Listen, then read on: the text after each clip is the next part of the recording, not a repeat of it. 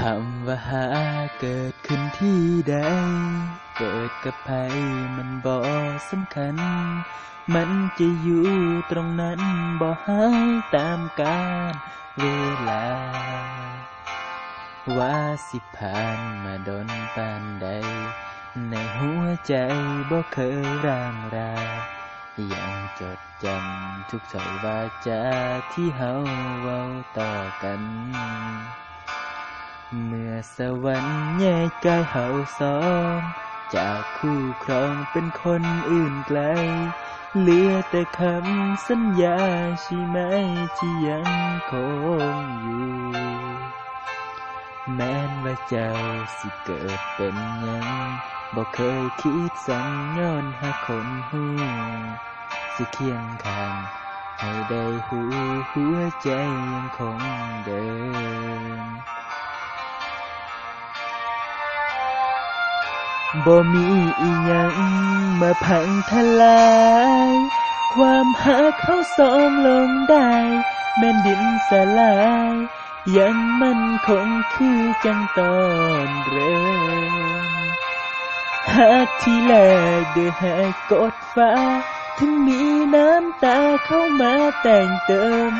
ความปวดร้าวสิเข้ามาเสริมบ่เคยคิดย้าน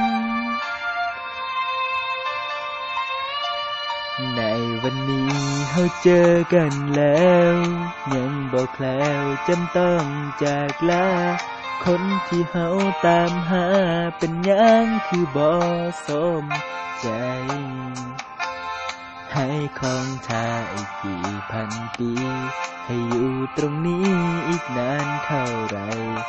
ขอเพียงแค่เธอจำฉันได้ชาติไหนก็รอเธอ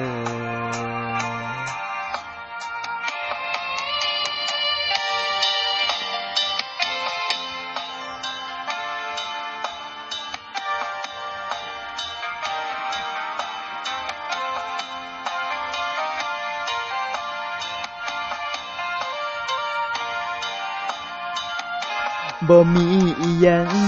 มาพังทลายความหักเขาสองลงได้แม่นดินสลายยังมันคงคือจังตอนเริ่มหักที่แรกด้วยให้กดฟ้าถึงมีน้ำตาเข้ามาแต่งเติมความปวดร้าวสิเข้ามาเสริมบ่เคยคิดย้านในวันนี้เฮาเจอกันแล้วยังบ่แคล้วจำต้องจากลาคนที่เฮาตามหาเป็นหยังคือบ่สมใจให้ของชาอีกกี่พันปีให้อยู่ตรงนี้อีกนานเท่าไรขอเพียงแค่เธอจำฉันได้ชาติไหนก็รอเธอ